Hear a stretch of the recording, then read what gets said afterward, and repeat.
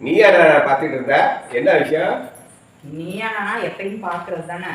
ஆனா இன்னைக்கு நேற்று நடந்தது ரொம்ப சிறப்பா இருந்துச்சு, அதனால திருப்பி ஒரு தடவை பார்த்தேன். ஓஹோ.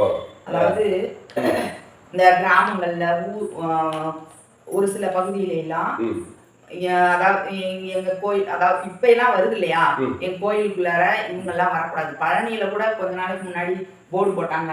இன்னைக்கு வரைக்கும் இருக்குது பிரச்சனை இருக்கு. அந்த மாதிரி எல்லாம் இல்லாம சில இடங்கள்ல எல்லாம் ஒன்னா கலந்து பழகுறாங்கல்ல, அந்த மாதிரி இருக்கிறவங்க எல்லாம் கலந்து சேர்ந்து ஒரு வீடியோ பண்ணியிருந்தாங்க. நல்லா இருந்தது. அதுல ஒருத்தர் போகும்போது ஒரு அல்லா சாமி, அதாவது எப்படி முருகன் சாமி விநாயகர் அப்படி சொல்றோமோ அது மாதிரி அல்லா ஒரு சாமி, அல்லா சாமி. இன்னும் ஒரு விஷயம் எனக்கு தெரிஞ்சது, அந்த தர்கா, அந்த தர்கான்னு ஒண்ணு இருக்கு இல்லையா, புதைக்கிற இடம் இருக்கு இல்லையா, புதைக்கிற இடத்துக்கு இஸ்லாமியர்கள் போக மாட்டாங்களாம்.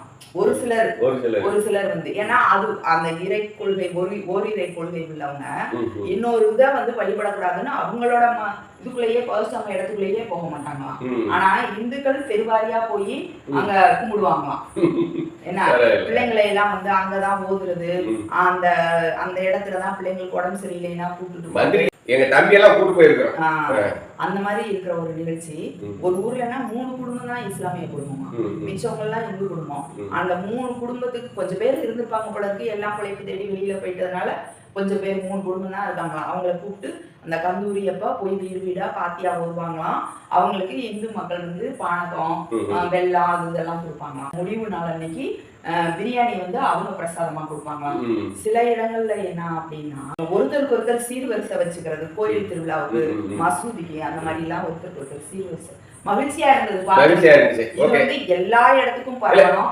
இல்ல இதனால என்ன விளைவு, இப்படி இருக்கிறதுனால உங்களுக்கு என்ன நன்மை அப்படின்னு கேட்கும்போது, எங்களுக்குள்ள பிரச்சனை இல்ல, சண்டை சச்சரவு இல்ல, ஒருத்தருக்கு ஒருத்தர் பொருளாதார ரீதியா உதவிக்கிறோம், எங்களோட முன்னேற்றத்துக்கு அந்த ஒற்றுமை ரொம்ப பயனுள்ளதா இருக்கு அப்படின்னு சொல்லிட்டு சொன்னாங்க. அதுதான் ரொம்ப சிறப்பு. எல்லா உலகமே அமைதியா இருக்கும்போது உலகம் வளர்ச்சி அடையும். புதுசா கண்டுபிடிப்பாங்க, போர் பதட்டம் எல்லாம் நல்லா தேடல் நோக்கி ஆய்வு நோக்கி போயிட்டு இருப்பாங்க. அதுதான் எல்லாரும் விரும்புறது. எல்லாரும் மனுஷங்க அவங்க வந்து நிக்கிறாங்க.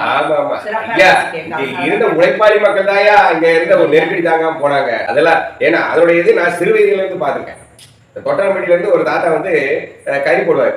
அப்புறம் கடைசியில நாங்கெல்லாம் அவ்வளவு எடுக்க முடியாது, செய்ய முடியாது. மிச்சம் என்ன இருந்தா கொண்டாந்து கொடுத்துருவாரு. அதை நான் பாத்துருக்கேன் நேரடியா.